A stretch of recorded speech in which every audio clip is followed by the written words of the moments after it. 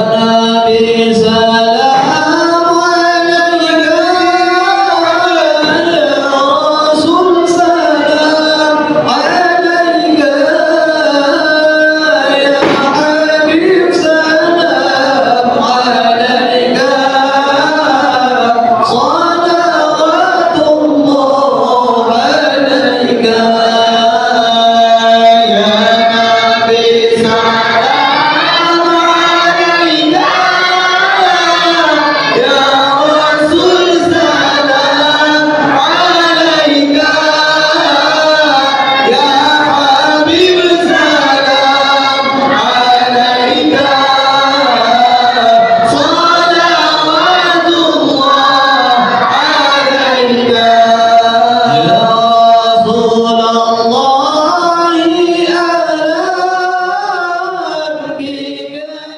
hadir di tengah-tengah kita para guru, para sesepuh yang saya muliakan Al-Habib Mustafa, dan juga yang saya muliakan Al-Habib Segaf, dan juga yang saya muliakan Ustadz Mulya Salihin, dan juga yang saya hormati Al-Ustadz Yasin Marjani, dan juga yang saya hormati Ustadz Haji Harun, Ustadz Muhsin, Ustadz Bayhaqi, Ustadz Arif, Ustadz Rusmin Hasbi, Kiai Mansur, Kiai Ridwan Abdullah, Haji Madinah, Ustadz Ihsan, dan juga para asatidzah yang lain yang minta maaf saya nggak sebutin satu persatu.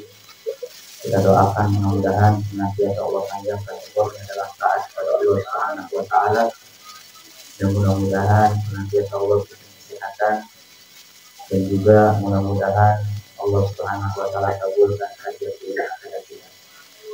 Dan juga yang saya hormati wabil khusus para panitia penyelenggara perayaan Maulid Nabi Sallallahu Alaihi Wasallam, yang mudah-mudahan para panitia Allah Subhanahu wa Ta'ala senantiasa beri kesehatan kepada mereka, dan mudah-mudahan capeknya mereka Allah ganti dengan sebaik-baiknya, dan mudah-mudahan kita juga yang hadir tidak Allah bubarkan dari tempat ini kecuali Allah Subhanahu wa Ta'ala kabulkan hajat baik kita semua. Amin ya rabbal alamin. Bapak-bapak, ibu-ibu, sebagaimana tadi dikatakan 10:30 selesai. Tinggal 40 menit lagi. Mudah-mudahan sisa waktu ini bermanfaat buat saya pribadi dan buat antum yang mendengar. Amin ya rabbal alamin. Pada malam hari ini kita memperingati kelahiran sosok manusia yang mana karenanya kita menjadi manusia atau menjadi umat yang dimuliakan oleh Allah Subhanahu wa Ta'ala, yang karenanya kita menjadi umat yang dicintai oleh Allah Subhanahu wa Ta'ala, yang karenanya kita menjadi umat yang diirikan oleh umat-umat yang lain, yang karenanya dosa kita mudah diampuni oleh Allah Subhanahu wa Ta'ala, yang karenanya kita menjadi mulia. Berarti kita ini bukanlah siapa kalau bukan karena Nabi kita Muhammad. Jadi kita ini bukan siapa-siapa. Kita ini siapa?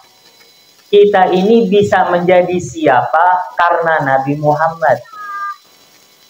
Jadi maka pantaslah ya, Nabi Muhammad ini menjadi sumber keberkahan kita di dunia dan di akhirat. Makanya ada ulama mengatakan man tajalla fi qalbihi hubbu hadan nabi lam yakhib abadan fi dunyahu wala fi ukhrahu wala fi dinihi. Ada yang mengatakan barang siapa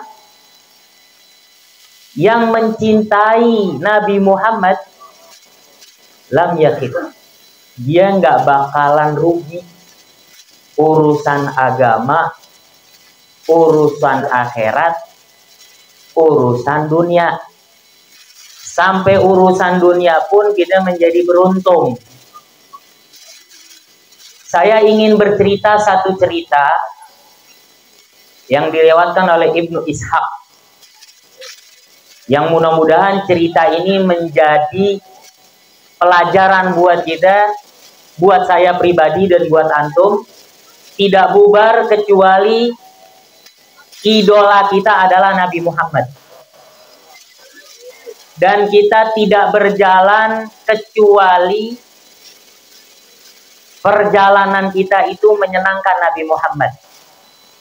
Makanya bulan Maulid ini kita hadir bukan hadir baca sholawat kemudian pulang. Enggak. Tapi kita niatin hadir di sini ingin menunjukkan cinta kita kepada Nabi Muhammad.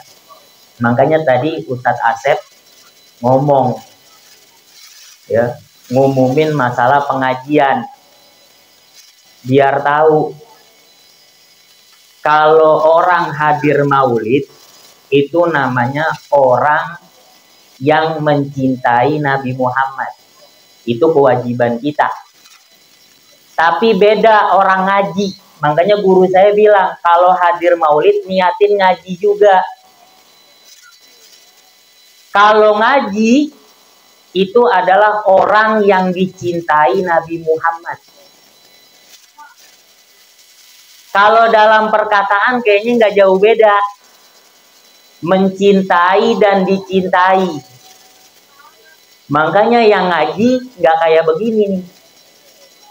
Ramenya nggak kayak begini. Bener Ustaz Asep. Makanya tadi dibilang yang banyak masuk surga perempuan. Emang bener, yang banyak masuk neraka juga.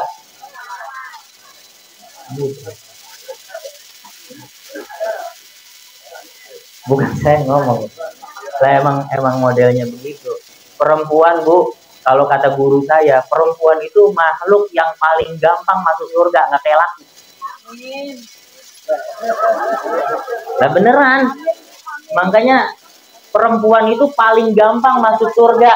Paling gampang juga masuk. Jadi ada plus minus. Kalau kita laki, Bu, itu dia makanya. Kalau enak mulu lah di surga ntar kan gitu. Jadi nggak kayak laki. Kalau laki itu susahnya luar biasa masuk surganya. Butuh mujahadah yang besar. Perempuan mah cukup taat sama suami aja udah. Jaga sholat, jaga kemaluannya, masuk surga. Mau pintu mana aja boleh, pintu belakang boleh, pintu depan boleh, pintu mana aja terserah. Lihat, makanya ibu-ibu kalau ngaji jangan lupa izin sama laki. Bang, saya mau ngaji ya. Jangan ngaji aja, lakinya pulang, bini kagak. Mana bininya nih? Ini mas saja mengasih tahu aja, ngaji bagus banget. Tapi taat sama suami lebih bah. Tapi taat sama suami juga butuh ilmu. Gak ada perempuan gak punya ilmu bisa taat sama laki, kagak mungkin. Jadi lakinya ngizinin bininya, yang penting ngajinya danta, bukan ngaji kagak danta. Ngaji yang cuma kumpul-kumpul, gibah sono gibah sini. Gak boleh banget perempuan pakai kerudungan bagus, gomelin, digibahin. Terus apa sih ibu ini kerudungan, wah norak banget. Lah dia yang beli, kagak ngerugin orang, kediomongin. Kalau ngaji yang benar, baca yasin, doain lakinya, ya biar lancar rezekinya. Pak, biar tahu, kalau kata guru saya lagi, emang ngomong emang kata guru saya, emang saya punya guru, saya mah siapa kan begitu. Kalau kata guru saya, hati-hati dengan 3 perempuan ini. Ada 3 perempuan, hati-hati Pak, jangan digalakin ini 3 perempuan. Ini 3 perempuan kalau digalakin tangannya ngangkat, boy lah. Itu doa tembus. Yang pertama adalah perempuan seorang ibu. Hati-hati. Kalau bapak-bapak masih punya orang tua, ibu terutama, itu hati-hati. Ibu kalau udah ngangkat tangan, luar biasa, seperti kilat. Yang kedua adalah istri. Makanya laki-laki hebat itu karena ada istri yang hebat di belakangnya. Istri itu kalau udah ngangkat tangan buat lakinya, bualah rezeki lancar. Cuman kan perempuan kadang doain lakinya kalau dikasih duit doang, kalau gak dikasih duit mah gak doain. Kalau di sini mah kagak, enggak kan biasanya. Nah gitu.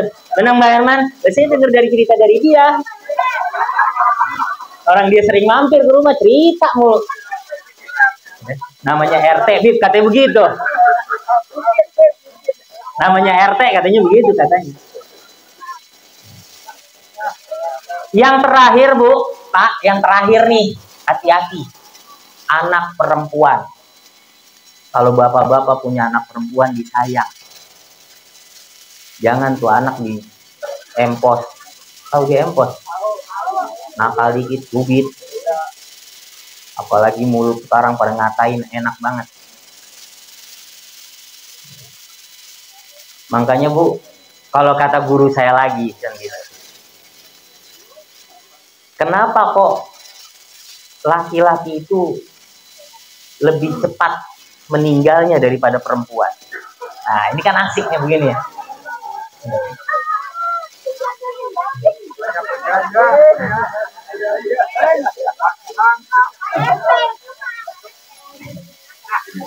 Pak RT belum duda belum? Maafin ya, biar nggak ngantuk. Saya mah sebenarnya tegang banget ini. Saya kalau kata Bang Aling, Bib, intar asrama ya, maulid pribadi katanya. Maulid turu-turu. Pas saya datang, guru banyak, saya malu banget tadi, saya keringet dingin di dalam. Banyak orang tua, saya ngomong apa, saya bingung. Mau ngomongin ilmu saya cetek. Mau nasehatin, masih muda saya, baru 17 tahun. Kemudahan, kalau itu mah bohong. Kenapa laki-laki itu lebih cepat meninggal?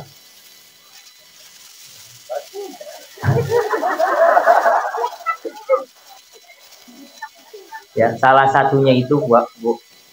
Laki-laki itu kalau udah ngomong baik kepada anak, itu lebih cepat sampainya, dikabulnya. Sedangkan ibu itu lebih cepat dikabulnya Allah jika dia mengatai anaknya kejelekan. Jadi kalau ibu ngatain anaknya, anak setan loh, nah, itu lebih cepat anak itu sifatnya menjadi setan daripada si bapak yang mengatakan anaknya. Tapi si ayah jika ngomong, tong lo bodoain lu pinter begini-begini, itu lebih cepat sampainya daripada perkataan kotornya. Itu kalau kata guru saya, cuman nggak tahu udah benar apa kagak. Kembali lagi kepada kelahiran Nabi kita Muhammad. Kalau ngomongin disiksa bini mah itu beda urusan ya. Laki mati duluan, disiksa bini beda urusan.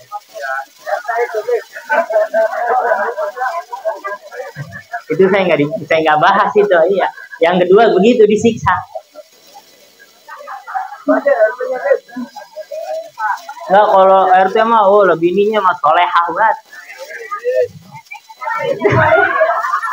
RT-nya yang oleng ya. Bang Herman Redo ya ini ya, ibu-ibu kayak demen banget sama RT ini, jadi ganti-ganti kalau model begini Mas. Makanya jangan dikubur kalau belum mati dia. Jangan. Doain biar panjang umur. RT yang model gini nih didukung sama RW.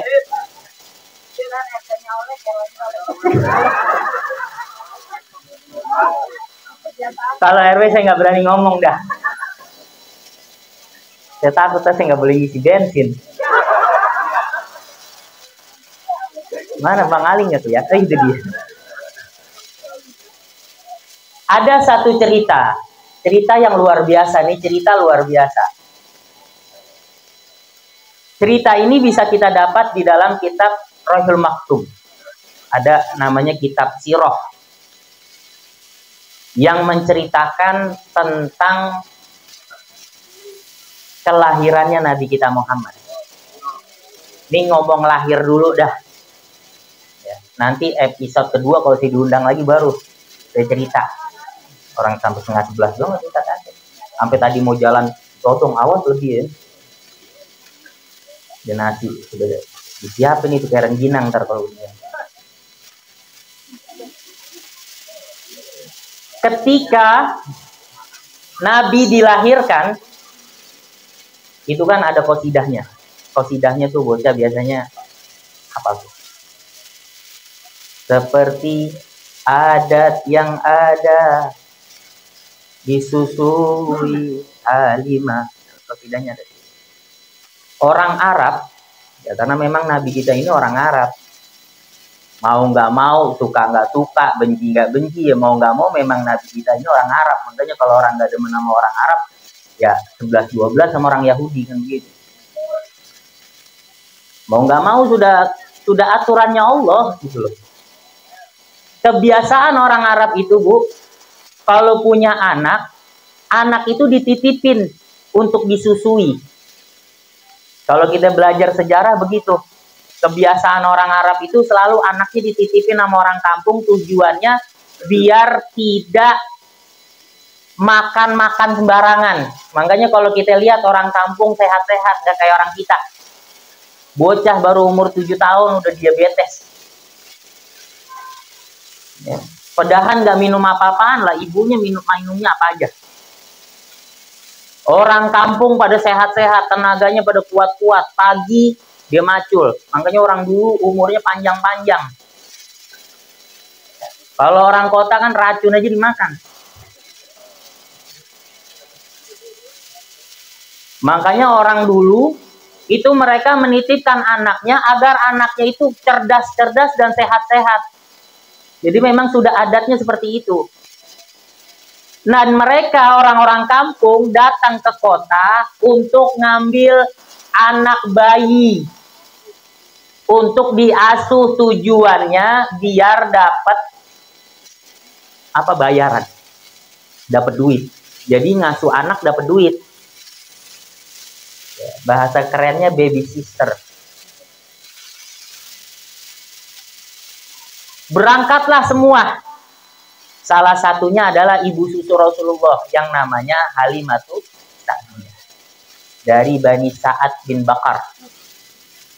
Itu kampung nih Halimah, Siti Halimah, itu kampungnya ya Allah gersang. Hujan kagak turun-turun.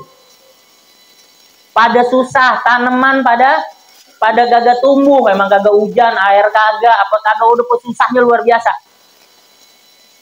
Akhirnya di kampung Halimah, Siti Halimah denger di kota Mekah banyak bayi-bayi pada lahir. Orang taunya di Mekah itu orang kaya semua. Kenapa? Karena semua perdagangan datang ke Mekah untuk dagang. Berangkatlah semua perempuan yang punya anak berangkat. Yang nggak punya anak nggak berangkat. Karena memang perempuan kalau belum lahir, belum punya, nggak baru lahir nggak keluar air susu. Jadi bener apa kagak tuh? Jadi perempuan itu kalau mau keluar air susunya ya harus lahiran dulu, lahir dulu. Kalau nggak lahir nggak bisa, kan begitu. Nah kebetulan Halimah baru aja ngelahirin anak perempuan. Semua berangkat ke kota Mekah, sampai Halimah pun berangkat ke kota Mekah untuk mengasuh bayi-bayi yang ada di kota Mekah. Ini buat pelajaran kita, ini luar biasa nih.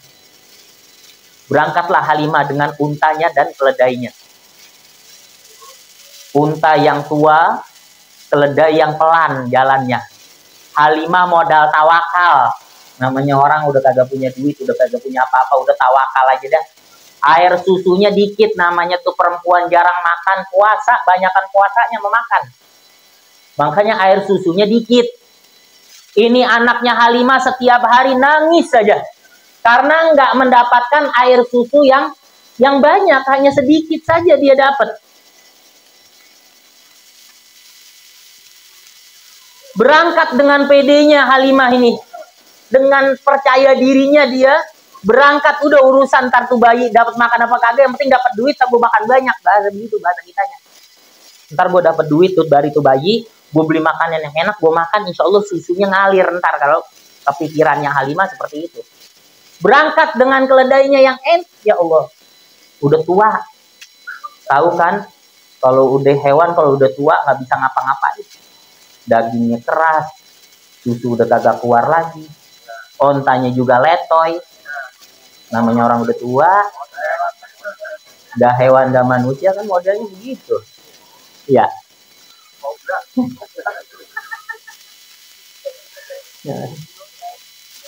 Oh, RT kadang kalau ngomong goblak-goblak.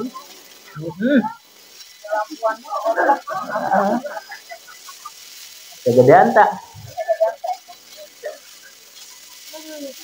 Berangkatlah Halimah, diejek di perjalanan. Halimah diejek, ya Halimah, balik aja balik, nggak bakal nyampe ke kota Mekah. Aduh, udah ontaknya modelnya begitu, letoy. Udah keledainya kan jalannya pelan banget tuh. Tuh bayi anaknya Halimah yang perempuan nangis kagak berhenti-berhenti, nggak bisa tidur karena lapar. Halimah sempat putus asa, bang, apa kita pulang aja? Udah terusin Halimah, nggak usah dengerin orang ngomong. Orang macam bisa ngina kita doang. Ntar kalau kita sukses baru kita dipuji.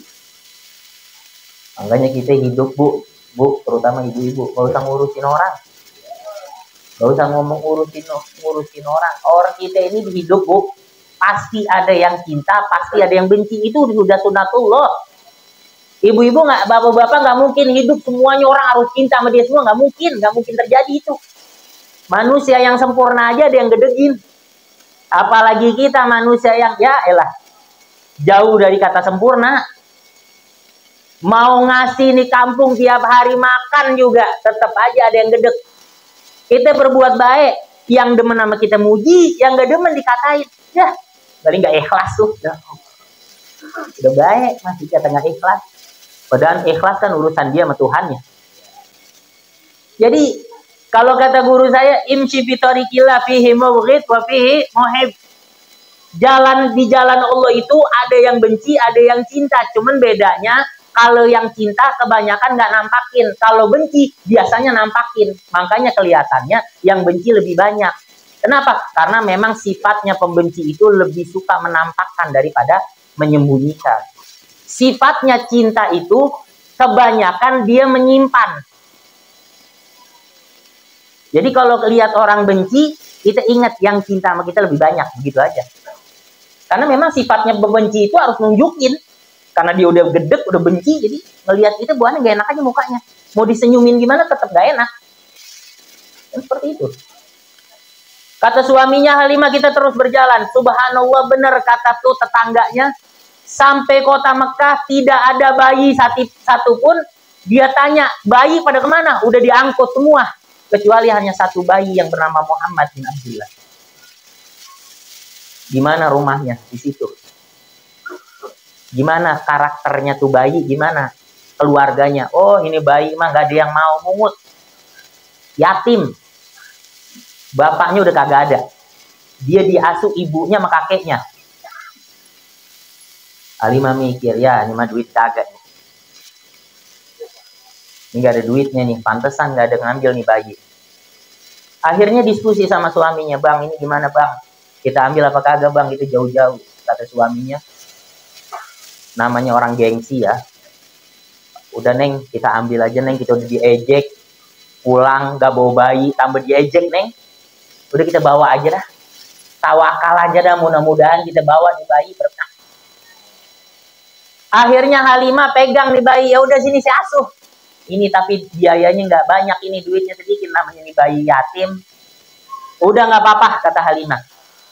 Itu bu sejarah. Ini saya berbicara bukan saya sekedar sekedar berbicara, tapi ini berbicara benar-benar diriwayatkan di dalam kitab. Subhanallah, ketika digendong Halimah, sudah sini Muhammad, digendong Halimah, itu yang pertama kali Halimah dapatkan daripada keberkahan bayi yang bernama Muhammad, itu air susu yang tadinya keluarnya sedikit, ngocor sekenceng-kencengnya.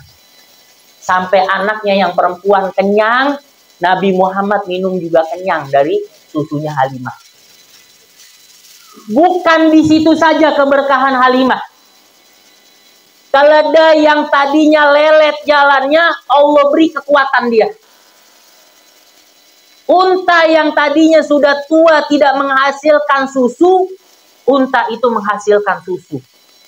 Berangkat Halimah dengan kencang sekali keledainya, sampai-sampai tetangganya bingung. Belum nyampe kampungnya, Halimah udah nyusul. Sampai-sampai tetangganya negor, Halimah, kok ente bisa? Ente tuker nih keledai? Enggak. Ini onta ente tuker? Enggak. Kok bisa berubah sekarang jadi kencang? Saya juga nggak tahu.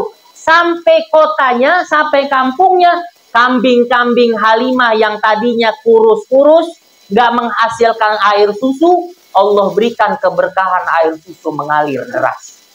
Sampai-sampai sejarah mengatakan, tetangga-tetangganya, budak-budaknya disuruh di mana Halimah memberi makan hewannya, ikutin. Tujuannya biar hewannya kayak Halimah. Tapi ternyata tidak bisa seperti Halimah. Ini cerita hebat. Pertama, Halimah datang ke kota Mekah pengen upah, pengen uang. Kedua, Halimah nggak tahu kalau bayi itu adalah bakal menjadi nabi. Halimah nggak pernah tahu itu semua. Tapi Halimah modal tawakal. Sosok Muhammad bayi diasuh oleh Halimah mendapat keberkahan. Gimana kalau kita umat Nabi Muhammad? Makanya dikatakan gak bakalan rugi orang yang cinta sama Nabi Muhammad. Hidupnya pasti berkah. Coba lihat deh, orang yang banyak sholawat, hidupnya berkah. Berkah itu berkah itu bukan banyak duit. Harus banyak duit, enggak. Berkah itu ziyadatul khair. Bertambah kebaikan itu namanya berkah. Yang namanya kebaikan semuanya nyenengin. Makanya berkah itu apa? Sesuatu yang bertambah kebaikan, kebaikan itu nyenengin. Yang namanya nyenengin itu kebahagiaan. Makanya ada ulama mengatakan inna min a'zamil matali fid dunya wa kifayatul hab.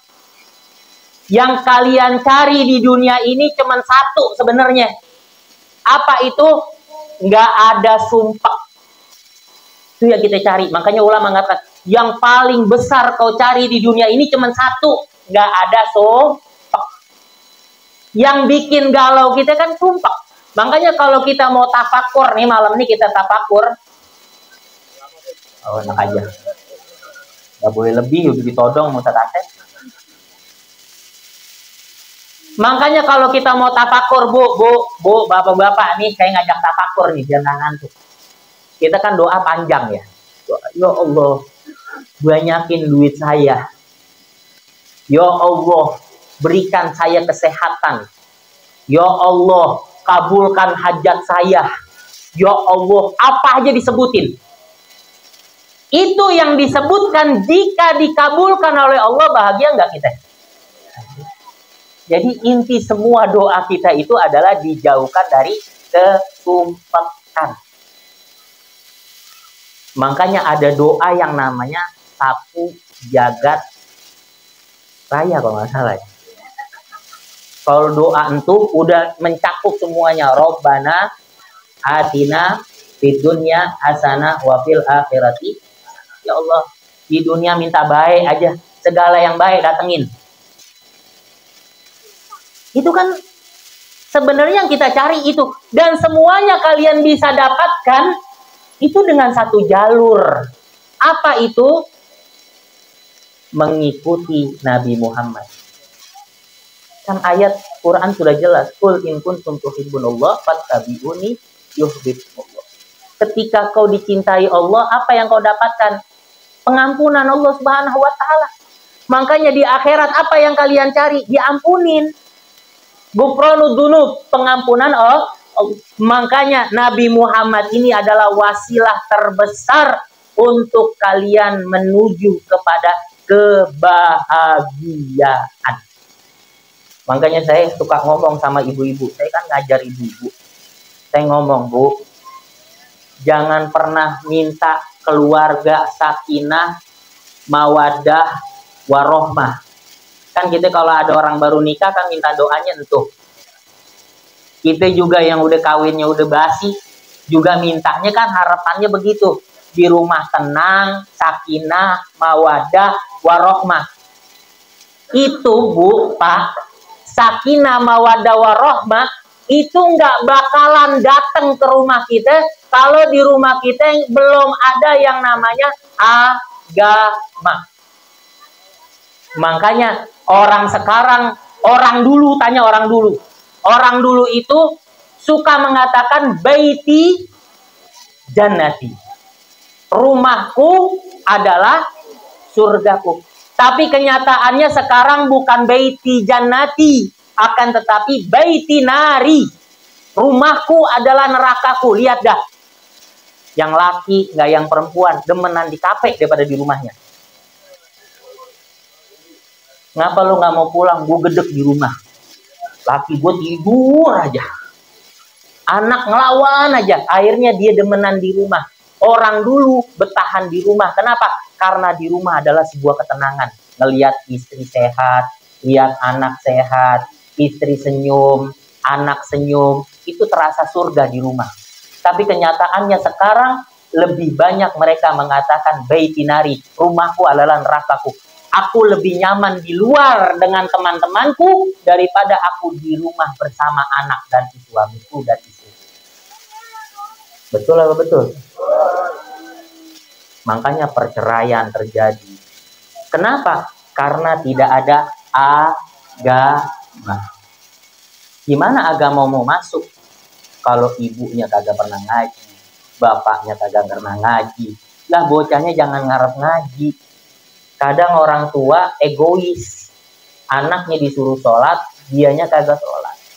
Bu, Pak, nasihat dengan keadaan itu lebih besar berpengaruh dalam keluarga dan lingkungan itu adalah keadaan daripada nasihat. Nasihat hanya 30% masuk ke dalam otak anak kita. Tapi keadaan 70% bisa membawa anak itu perubahan. Makanya Nabi lebih banyak berdakwah dengan keadaan daripada pembicaraan. Akhlaknya yang mulia bisa bikin orang masuk Islam. Gara-gara akhlaknya yang mulia. Dicaci maki tetap Nabi kagak benci. Nabi nggak pernah ngajarin orang benci. Ini kagak. Anaknya dinasehatin tuh ibu sampai ngomong apa aja tuh bocah. Lu susah banget dinasehatin sholat, tapi dia kagak sholat.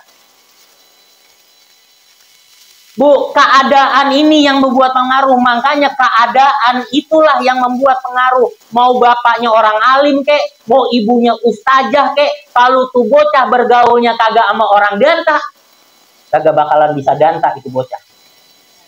Saya lagi duduk ngopi di rumah. Lagi ngopi di rumah, lagi duduk.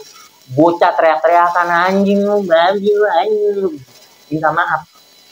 Saya panas dengernya nih bocah kok bisa ngomong gitu. Saya buka pintu, saya panggil Tong, sini Tong, sini Tong. Iya Ustaz, iya Ustaz. Saya pakai baju koko waktu itu. Iya Ustaz, iya Ustaz. Tadi saya dengar ada yang ngomong kotor, anjing babi. Siapa yang ngomong? Itu Ustaz, tuduh-tuduhan dah. Jangan tuduh-tuduhan. Saya mau tanya, nggak saya omelin, enggak. Ini Ustaz jujur, lu ngaku lu. Kan bocah begitu kan biasa. Sini duduk sini. Siapa aja deh yang ngomong dah. Tadi yang ngomong begitu siapa yang ngajarin? Saya tanya, bapak ngajarin? Kagak. Ibu ngajarin? Kagak. Guru di sekolahan ngajarin ngomong gitu? Kagak juga. Ustadz kali ngajarin? Kagak. Terus siapa yang ngajarin? Langsung mereka fokus mengatakan, tuh dia Ustadz, dia ngajarin tuh, dia. Tunjuk temennya.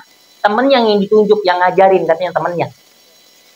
Berarti dia bisa membawa bahasa baru karena siapa? Karena pertemanannya.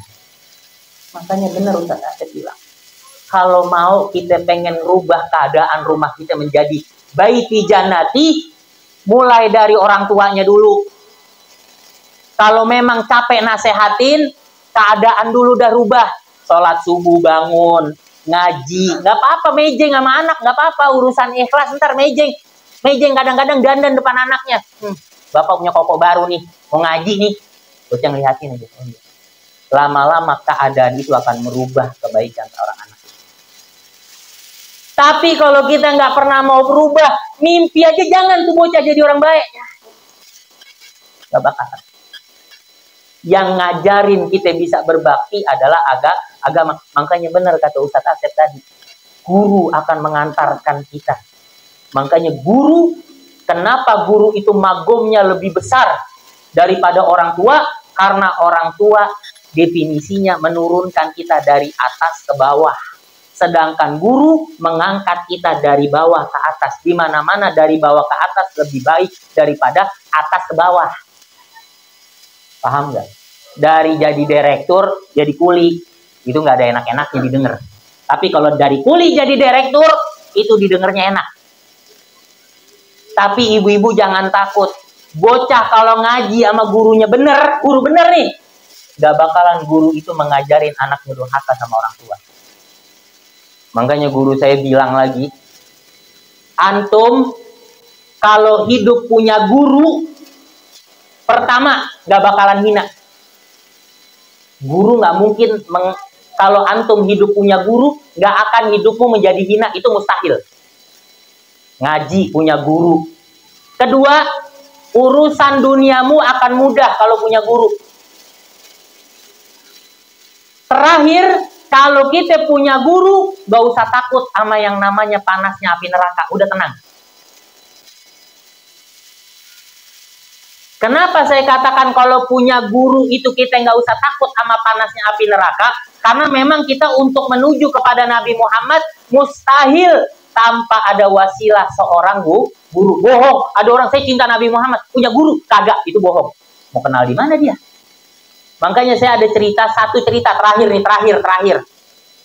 3 menit lagi. Terakhir saya cepetin. Di dalam kitab Khosois Ummah Muhammadiyah, ada namanya kitab Khosois Ummah Muhammadiyah yang dikarang oleh Abuya Sayyid Muhammad Alwi Al-Maliki.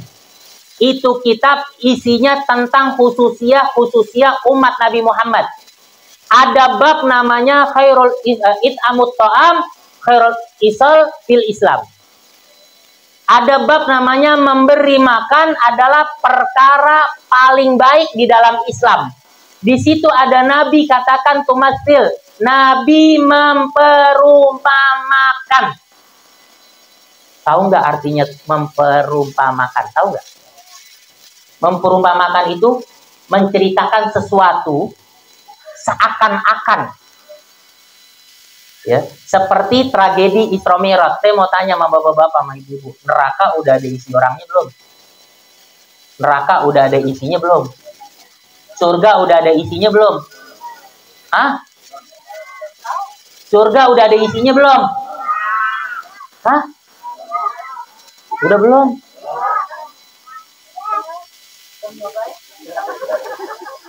Bukan masalah belum nyobain. Allah udah berjanji sama Nabi Muhammad, surga haram dimasuki oleh siapapun kecuali kau dan umatmu dahulu. Nabi Muhammad belum masuk, kita pun belum masuk, berarti surga masih kok.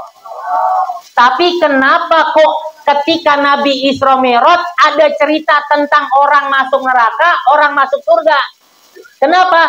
Inilah hebatnya umat Nabi Muhammad, khususnya Nabi Muhammad yang diberikan oleh Nabi Muhammad dan umatnya udah dikasih tahu kalau umatnya dosanya begini, begini. Lidahnya dipotong kalau dia bohong mulu, begini. Itu namanya tumathil. Makanya malaikat Jibril mengatakan ketika bertanya, ya Jibril, siapakah mereka? Mereka adalah umatmu jika dia melakukan ini. Ya Jibril, siapa dia? Dia adalah umatmu jika melakukan ini. Nah, Nabi juga memperumpamakan ada dua orang. Yang satu orang gagadanta, yang satu orang soleh. Bukan namanya soleh, orang baik. Kata Nabi, dua orang ini jalan di padang pasir. Terik panas hari yang luar biasa, tiba-tiba ini orang soleh jatuh, aus. Dia jatuh, dia ngomong sama orang yang kagak danta, kasih saya air, kamu punya air, kasih saya aus, biar saya bisa melanjutkan perjalanannya. Kata orang kagak danta, ini air kalau gue kasih, gue mati ntar, gak ada air. Tapi kata orang kagak danta, namanya orang bahasanya bu, kalau Ibnul Halal, tahu gak Ibnul Halal? Anak dari hasil halal, itu mau sebejat-bejatnya, insya Allah dia meninggalnya baik. Kalau bapaknya juga Ibnul Halal. Ini orang masih punya pikiran, nih kalau saya nggak kasih, saya kagak, waduh, akhirnya minumannya dikasih, ini orang soleh bangun lagi, karena dia sudah minum. Ini orang yang nggak danta, jalan tanpa bawa air, tawakal. Kata Nabi Muhammad, terjadilah yaumul hisab, di mana dihisab. Surga diciptakan untuk orang yang bertakwa, neraka diciptakan untuk orang yang bermaksiat. Orang soleh masuk surga, dituntun oleh malaikat masuk surga, dituntun. Yang kagak danta, yang kagak pernah berbuat baik, dimasukin ke neraka. Ketika mau masuk neraka, ketemu sama orang soleh yang pernah dikasih air, dipanggil, wahai rojulun soleh, saya orang soleh, tahu nggak sama saya? Kata orang soleh, siapa kamu? Saya. Ya siapa kamu? Saya yang waktu di dunia pernah kasih kamu air ketika kamu lagi butuh. Ya, orang soleh langsung ingat, oh iya, wajar, bukan sombong nih orang soleh, wajar. Namanya ketemu sekali doang. Ibu-ibu ketemu saya sekali. Besok saya ketemu lagi di jalan. Bib, inget gak sama saya? Siapa? Saya yang dulu, yang habis ceramah yang saya di depan tuh yang pakai kerudungan ini. Yang mana? Yang waktu habis turun saya foto, oh iya saya ingat. Lah wajar, namanya ketemu sekali doang. Ini orang soleh nggak tahu siapa dia. Baru ingat, oh iya kamu yang ngasih saya air, bener iya. Wahai rojulun soleh, dulu di dunia kau kutolong. Maka sekarang mintakan kepada Tuhanmu agar dia mengampuni dosaku dan aku masuk surga bersamamu. Maka orang soleh ini ngangkat tangan, minta ampun sama Allah. Karena orang soleh itu guru terutama, bisa memberi syafaat muridnya. Kalau kita nggak punya guru, Bu, Pak, mau nyari Nabi Muhammad di mana? Kita mau nyari Nabi Muhammad di mana? Di dunia saja kita nggak kenal Nabi Muhammad. Makanya Bu, Pak, pesan guru saya, jangan meninggal kecuali kita punya guru yang danta. Jangan guru-guruan, tahu guru-guruan.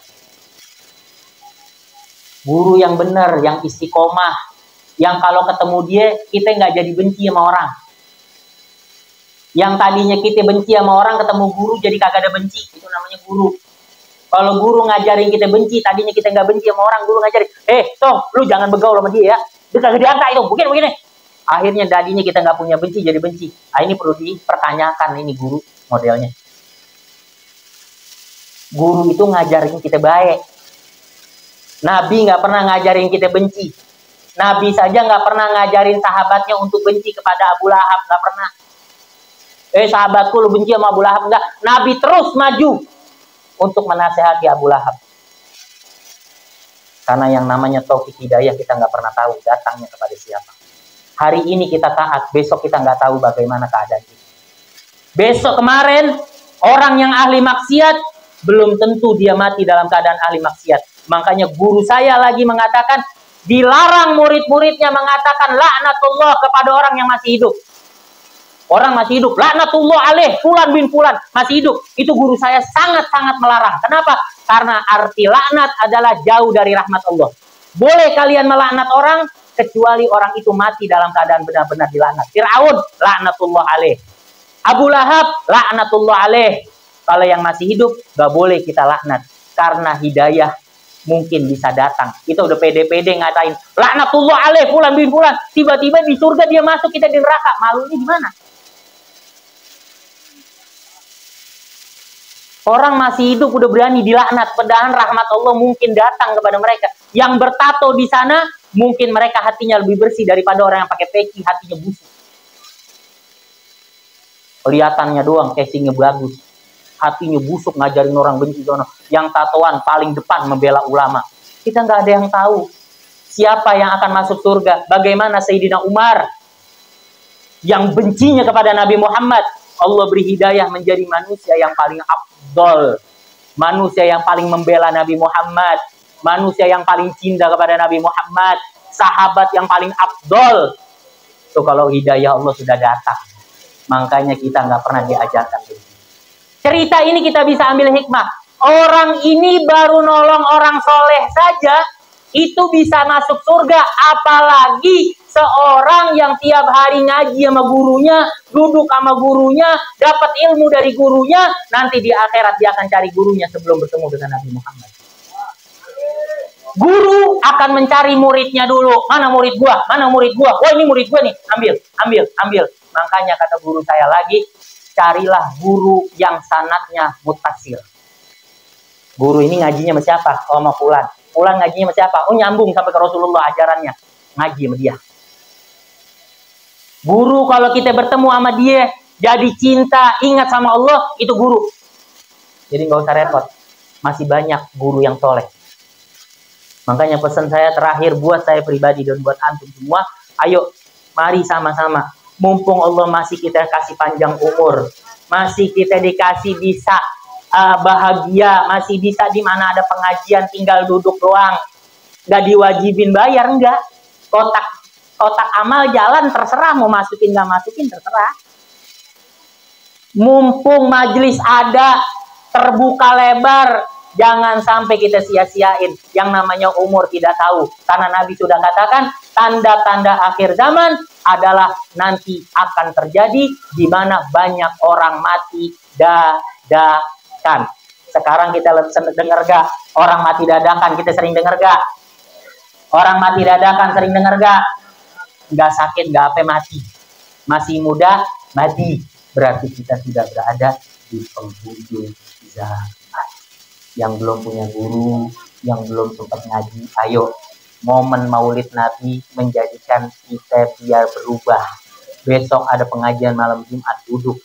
Tujuannya satu, kita udah sholat kagak bener, udah ibadah kagak bener, kagak mau ngaji lagi. Minimal ada pahala yang kita bisa andalkan di hadapan Allah Subhanahu wa taala. Mudah-mudahan momen maulid Nabi SAW mudah-mudahan merubah keadaan kita menjadi keadaan yang lebih baik. Dan mudah-mudahan Allah tidak bubarkan kita dari tempat ini kecuali Allah pertemukan kita kepada orang-orang soleh. Allah dekatkan kita kepada orang-orang soleh. Amin ya pada susah amat, biarin dah. Tugas gue mah berdoa. Terusan lu mau terserah, lu mau amin kagak terserah, yang penting gue berdoa. Saya yakin di sini adalah taman surga di mana Allah kita nggak akan angkat tangan kecuali Allah kabulkan semua doa kita. Mudah-mudahan Allah Subhanahu wa taala rubah keadaan kita menjadi keadaan yang lebih baik, dan mudah-mudahan momentum Maulid Nabi sallallahu alaihi wasallam mudah-mudahan menjadikan kecintaan kita kepada Nabi Muhammad lebih besar, dan mudah-mudahan keluarga kita menjadi keluarga yang sakinah, mawaddah, warahmah, dan mudah-mudahan Allah Subhanahu wa taala senantiasa memberikan kita panjang umur dalam taat kepada Allah Subhanahu wa taala, senantiasa memberikan kesehatan kepada kita, dan mudah-mudahan kita tidak bubar dari tempat ini kecuali Allah Subhanahu wa taala kabulkan hajat dunia akhirat kita, dan Allah ampuni dosa-dosa kita.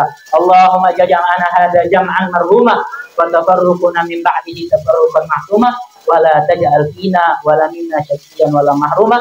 Allahumma hdina fiman hadait wa afina fiman afait wa tawallana fiman tawallait wa barik lana fima atait wa qina bi rahmatika syarra ma qadait. Wa sallallahu ala sayyidina Muhammad nabil ummi walhamdulillahi rabbil alamin. Kurang lebihnya saya minta maaf. Wal afu minkum. Assalamualaikum warahmatullahi wabarakatuh.